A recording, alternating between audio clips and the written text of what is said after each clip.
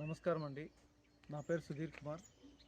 మాది మత్యం విలేజ్, తోనంపల్లి మండలం, చిత్తూరు జిల్లా. నేను మాజీ సైనికుడిని. 20 ఇయర్స్ ఎయిర్ ఫోర్స్లో చేసిన తర్వాత 2015లో రిటైర్మెంట్ తీసుకొని వచ్చినాను. ప్రభుత్వం సైనికులకి ఇచ్చే భూమి కోసం నేను అప్లై చేసినాను. అది నాకు 2023లో అలాట్మెంట్ అయింది.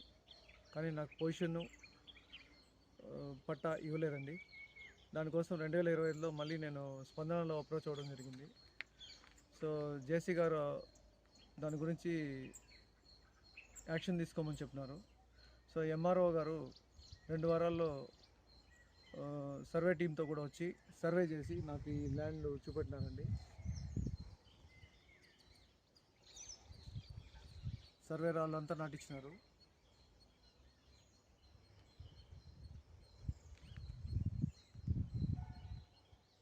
సో దాన్ని కంటిన్యూగా మీ ప్లాంటేషన్ వర్క్ చేసుకోమని చెప్పినారు. సో నేను దాని మీద చాలా ఖర్చు పెట్టినానండి ఇప్పటివరకు.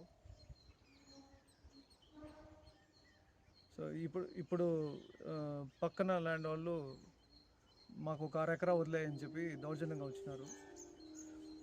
నేను ఎంఆర్ఓ గారి దృష్టికి ఈ విషయం తీసుకెళ్ళడం జరిగింది. ఎంఆర్ఓ గారు లేదు, అట్లాంటివన్నీ ఏం లేదు, మీ ల్యాండ్ మీకు అలాట్ అయింది, ఎవరికి అట్లంతా కుదరదు, మీరు ఏదైనా ఉంటే వాళ్ళని వచ్చి నాతో మాట్లాడమని చెప్పండి అని చెప్పినారు. నేను ఆ విషయం వాళ్ళకు కూడా వచ్చిన వాళ్ళకి చెప్పినాను. సో ఈ విషయం జేసీ గారి దృష్టికి కూడా తీసుకెళ్ళడం జరిగింది. వాళ్ళు మీ వర్క్, మీ ల్యాండ్ అలాట్మెంట్ అయిపోయింది, మీ పొజిషన్ మీరు మీ వర్క్ చేసుకోండి అని చెప్పినారు. ఇప్పుడు ఎంఆర్ఓ గారు వచ్చి లేదు, వాళ్ళకు ఒక 6 ఎకరా వదిలేసి నువ్వు కొండ పైకి ఎక్కువ ఉంటావు.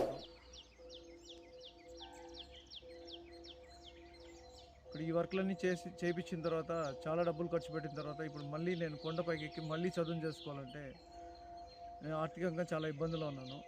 దయచేసి అధికారులు ఈ విషయం గురించి సమగ్రంగా దర్యాప్తు చేసి నాకు న్యాయం చేకూర్చాల్సిందిగా కోరుతాను.